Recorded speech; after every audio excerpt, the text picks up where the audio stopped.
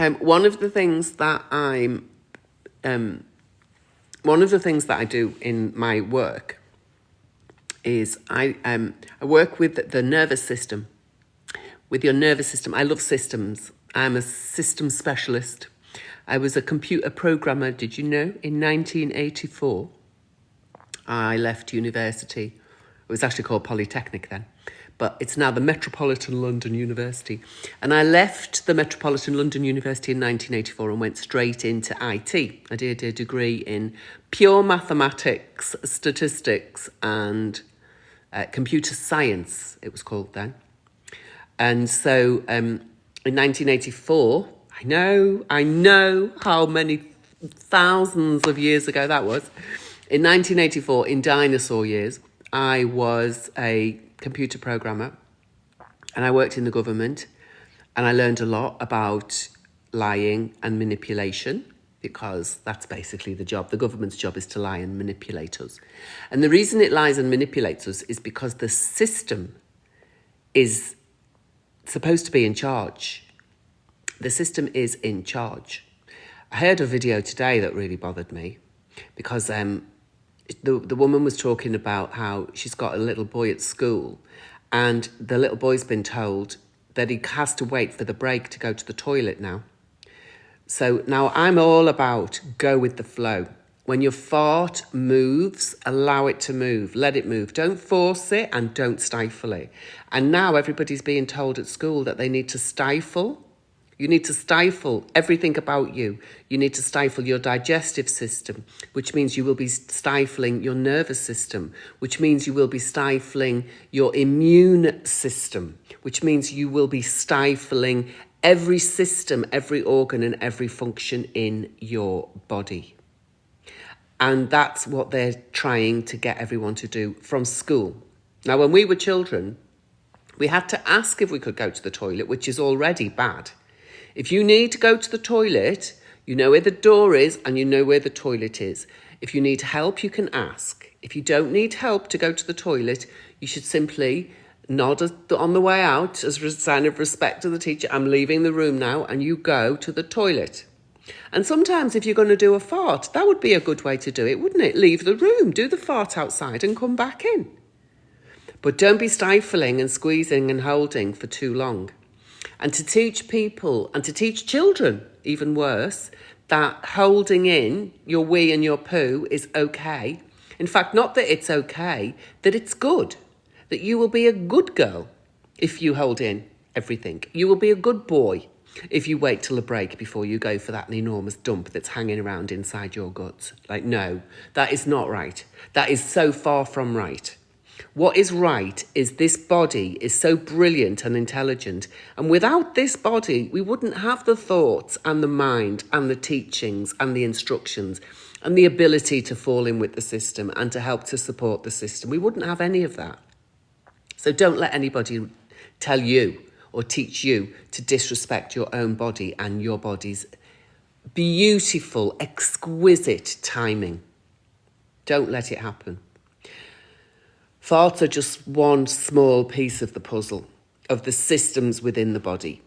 And what my bigger teaching work is around, and my bigger self-study work is around, the nervous system and how to manage and regulate the nervous system. The nervous system is like the electrical system in the body. It connects to the electrical charge, because you know, if you get anxious and you get nervous, it's like you've got more energy, isn't it? You can't sleep, you're over-energized, things like some people tremble and lots of things happen and there's lots of energy around. But then if you get exhausted and you go into collapse, you can't even get out of bed, and your speech might slow down. Your thoughts might slow down. Some of your thinking might even stop when you're really down energetically. So when the nervous system goes into what's like a freeze, like a slowdown, like there's no energy being moved around at the moment, that's really, really bad for us.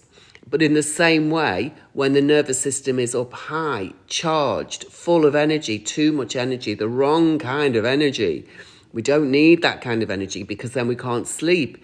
It also, that sort of energy can make the food rush through your digestive system so that you don't end up digesting your food properly, so you don't get nutrition that you need. There's so many things that can happen when the nervous system is out of whack. And there's a thing called the window of tolerance. So imagine my phone is the window. So there's the top of the window and there's the bottom of the window. And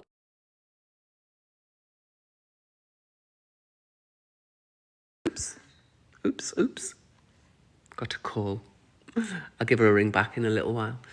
So this window of tolerance is very important because when you're inside the window of tolerance, it's like, I'm trying to think of a good example. So I don't know, do you know about fuses in plugs? Does anybody know about a fuse in a plug?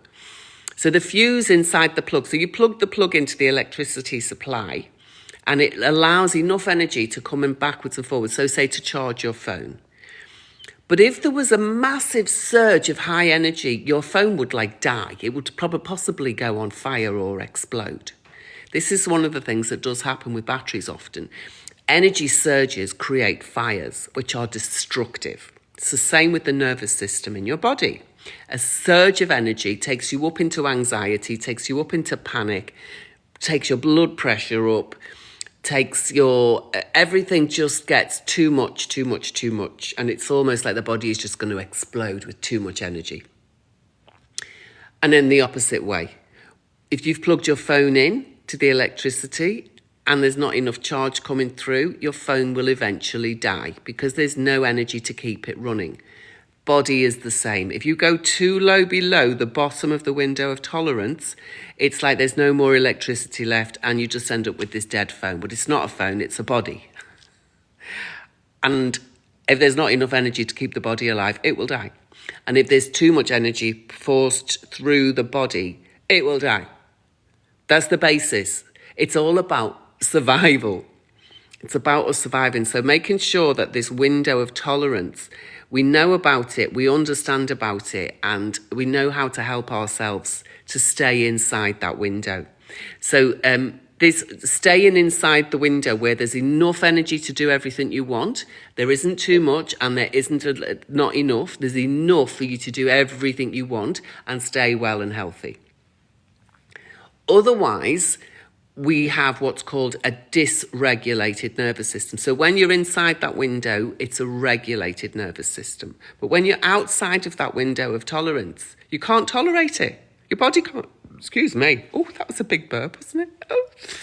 When you're outside the window of tolerance, your body can't tolerate it, which means you'll die. That's the bottom line. That's the truth of it. So, so I wanted to help people understand a little bit more about the nervous system because it's so important. They're not teaching it to us at school. They're teaching us how to dysregulate it at school. They're teaching us how to mess it up at school, but they're not teaching us how to stay regulated, to stay inside the window of tolerance, and to make sure that the energy that's flowing through our bodies is keeping us in a healthy state, with enough energy that we need to, if we need to run for something, or if we need to go and do, we want to go and do some exercises, or we want to play a game that needs a lot of energy, that it's there, that the energy is available and we can use it when we need it. But also, we don't want that much energy all the time. We need to be able to get a different type of energy when we go to sleep. So if you were charged with energy to run a marathon all the time, you'd never sleep. But in the other way, if you were just sleeping and able to stay in a sleeping mode all the time, you'd never be able to get out of bed and do anything for yourself. So, I just wanted to start talking about the things that are actually really important to me, because otherwise, do you know what I end up doing? I end up moaning about people who are horrible. And so I'm not going to give any attention to things that I don't want to now. I'm going to pay attention to the stuff that I do want to pay attention to. And I'm going to start paying attention to, firstly, I'm going to talk about the nervous system, regulating your nervous system and helping yourself to stay well, and how not being afraid to fart, that's what it's all about. If you're afraid to fart, you will dysregulate your nervous system. You will. You will. There's no two ways about it. So not being afraid to fart is number one step on the road to a fully regulated nervous system. And then when the nervous system does get dysregulated, for whatever the reason is, how quickly can we bring it back to normal? How quickly can we bring it back to regulated? That's, she's having a big scratch. You having a scratch? Do you want to say hello to her again? You say hello? You say hello? No? You're not even looking, are you? She's like a little, she's a teddy. She's a little teddy bear. Cutie. Say hello. I think she's a bit sleepy today. There she is. Oh, can you see her? Here she is. She's lovely, isn't she? She regulates my nervous system and I regulate hers. That's one of the beautiful things about having pets, is that we see so many different ways to relate to pets, so many different possibilities around pets. And there's a lot of cruelty around animals as well. But I'm not going to talk about that. I'm going to talk about what I do want. And what I do want is I want people to understand more about being around animals and any kind of nature really helps to bring everything back into balance. It really helps to regulate the nervous system and bring your body back into balance. We live inside concrete cells. I've got a really nice flat, but it's a concrete cell. And in that respect, it's the same as a prison, except the doors, I can open the door myself and I've got the key. But it's the same. We live in these concrete cells and they're prisons from nature. They take us away from nature. So where I am now, you won't be able to see now because it's getting dark, but look, you see out there, all that lovely nature. There's grass out there, there's trees, it's just lovely. So I can just walk outside in the morning. I often go out if it's not raining or if it's only raining a little bit. I'll go and put my feet on the wet grass and I'll do a bit of yoga with my feet on the wet grass. And it feels great. My feet are freezing. I don't like it. The bit of me that doesn't like having cold feet doesn't like doing that. But the rest of me goes, but it's so nice. It feels so nice. Yeah, doing yoga in your bare feet on the wet grass is a lovely thing to do. And when we don't get to be in nature, when we are completely stuck in places that are made of concrete, in cities where they have all the streets paved and the roads tarmacked, and any little tiny bit of grass you see, it's almost out of bounds. You're not allowed to touch it, or it's full of dog poo in some instances. Although that doesn't happen so much anymore. But nature is almost like the recharge. That's how we recharge our battery. That's how we make sure that that energy level is inside that window of tolerance, by making sure that we recharge regularly, rebalance regularly. One of the things, there's lots of words today actually, isn't there? Resilience is a really important word for me, because resilience means you can bounce back. That even if you get knocked over, you bounce back. Even if you get broken, something happens with the broken pieces, and you can move on and make some progress in whatever direction you want to move in. Resilience is really important, because a lot of what happens in our lives, a lot of the traumas and the shocks and the dramas that happen to us, we can't stop them. We can't do anything about them. But if we can bounce back and actually, how would I say it? If we can bounce back and actually gain something, learn something new, or make a new adaptation that we've never had to do before, we come back with more skills. We become resilient, and we've got even more skills, abilities, or coping strategies, or just strategies actually, for dealing with life.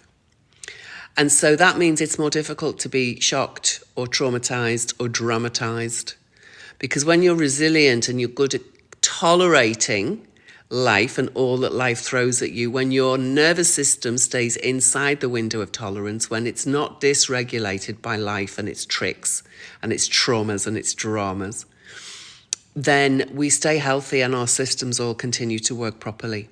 It's been a bit of a biology lesson today, hasn't it? I don't know. Anyway,